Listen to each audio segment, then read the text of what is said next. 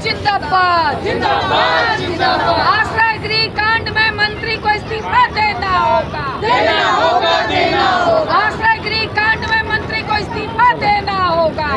पटना के आसरा shelter home में भोजन खाने से दर्जनों लड़कियों की तबीयत बिगड़ने पर आज माले एवं एपुआ महिला संगठन ने नीतीश सरकार को घेरते हुए पटना के बुद्धा पार्क पर प्रदर्शन किया है और सरकार से न्यायिक जांच की मांग की है। विशेष जानकारी दे रहे हैं पटना संवाददाता अमलेश आनंद। इनकलाब जिंदाबाद जिंदाबाद जिंदाबाद। आश्रय गृह कांड क्यों मुख्यमंत्री जवाब दो।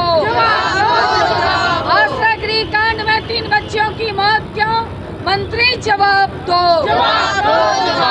इनकलाब जिंदाबाद जिंदाबाद जिंदाबाद। आप देख रहे हैं केबीसी न्यूज़। मैं हूं अमलेश आनंद। देखिए शेल्टर होम पटना में जिस तरह से एक घटना हुई है, आज देखिए कि यहां एपबा के और यहां माले के ये समर्थक यहां सड़क पर उतरे हैं और लगभग 8-10 लड़कियों की तबीयत बिगड़ी थी। वहां खाना खाने से भोजन फूड पॉइजनिंग की बात बता रही है सरकार और प्रशासन, लेकिन इसमें मामला क्या है ये बात देखने वाली होगी। हम बात करने की कोशिश करते हैं यहाँ जो प्रदर्शन कर रहे हैं उनसे कि आखिर क्या मामला हो सकता है।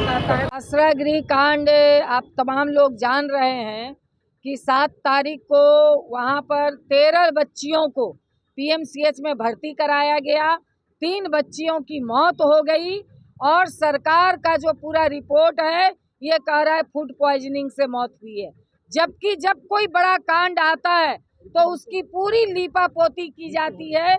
और आप लोग जानते हैं कि मुजफ्फरपुर में जिस तरह से बालिका कांड हुआ था, बालिका गृह कांड हुआ था, इसमें भी सबसे पहले एपुआ और आयशा के लोग सड़कों पे उतरे थे। जबरदस्त लड़ाई हुई थी, तब जाकर के इस पूरे कांड का खुलासा हुआ और उसके भीतर क्या सारी चीजें हो रही थी वो आप लोगों के सामने है। इसीलिए इस कांड में भी ये बहुत ही गंभीर विषय है और इसमें भी क्योंकि जिस तरह से इसकी लीपापोती की जा रही है, फूड पॉइजनिंग की बात की जा रही है। हम लोग वहाँ गए थे, एक जांच टीम गई थी। जांच टीम को लड़कियों से मिलने नहीं दिया गया, कोई बात नहीं कर रहा था। इस तरह की पर्दादारी क्यों, ये एक सवाल उठता है। और सीधे तौर पर ये पूरी परिघटना से ये बात निश्चित तौर पर सामने बात उभर करके आती है कि इसके अंदर कोई ना कोई बहुत गहरी साजिश है, कोई गहरी बात है और जिसको कि छुपाने की पूरी प्रशासनिक कोशिश है। इस बात को लेकर के हम लोग कर रहे हैं कि इसकी उच्च स्तरीय जांच कराई जाए। इस बात के लिए भी हम लोग मांग कर रहे हैं कि समय समय पर महिला संगठनों को उसमें बालिका गृह, आश्रय गृह, जो इस तरह के गृह है इसमें जाने की इजाज़त हो, पूरा एक पारदर्शिता हो।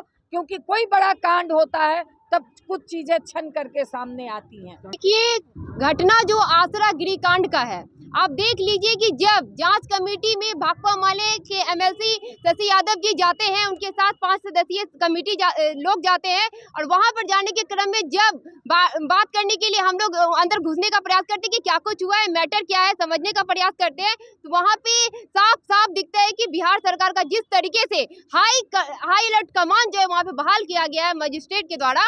मजिस्ट्रेट वहाँ पे हैं और वो जो है लगातार एकदम एक ही बात पे बदतमीजी की, बदसलूकी की और एकदम से एमएलसी जी के साथ एक तरीके से बोल सकते हैं कि उनकी हरकत जो है बहुत ही घटिया था, जो कि लग रहा है कि किस तरीके से इस घटना को एक तरीके से दबाने का प्रयास किया जा रहा है। आप देख लीजिए कि वहाँ पे जब हम लोग एक डॉक्टर से पूछने का प्रयास करें कि घटना क्या है, क्या कंडीशन है, क्या कुछ हुआ है, कम से कम इतना बताइए, तो उनके द्वारा बोला जाता है कि ये सब जो है प्रशासन के द्वारा आप लोग को अपडेट मिल जाएगा। तो हम लोग कुछ भी नहीं बोल सकते। तो आप समझ सकते हैं कि डॉक्टर भी इस बात को बोलने के लिए तैयार नहीं है कि क्या कुछ हुआ है। उसके बाद लगातार जो है हम लोग इस चीज को जानने का प्रयास किए। वहाँ पे जो भी आंकड़ा बता रहे थे कि जितनी लड़कियां भर्ती हुई है, कहने का मतलब है 7 तारीख के डेट में घटना घटा है और बता रहे कि 7 तारीख के डेट में स्थिति बिगड़ा तो पीएमसीएच में लोग को लाया गया। 7 तारीख के डेट में एक लड़की मर जाती है, तुरंत मरने के बाद उसका इलाज हुआ बुरे तरीके से। उसके बाद बताया जा रहा है कि खिचड़ी खाने से मौत हुई है। तो खिचड़ी जो है उस लिस्ट में जो जिस दिन गुरुवार है उस दिन हम लोग जब दूसरे बार पटेल नगर स्थित जब आसरा गृह में पहुंचे तो वहाँ पे देख रहे हैं मेन्यू लिस्ट में खिचड़ी भी नहीं है। तो एक तरीके से खिचड़ी भी जो बताया जा रहा है कि खिचड़ी खाने से फूड पॉइजनिंग हुई है, इस पे भी संदेह है हमें में कि सख्त जांच हो, क्योंकि ये भी मामला हमको लग रहा है कि कोई फूड पॉइजनिंग नहीं है, कुछ और भी मामला हो सकता है। तो लगातार अभी तक 3 लड़की जो है मर चुकी है और हालत जो है कुछ 9 से 10 लड़की का हालत बहुत ही गंभीर है, कुछ भी हो सकता है।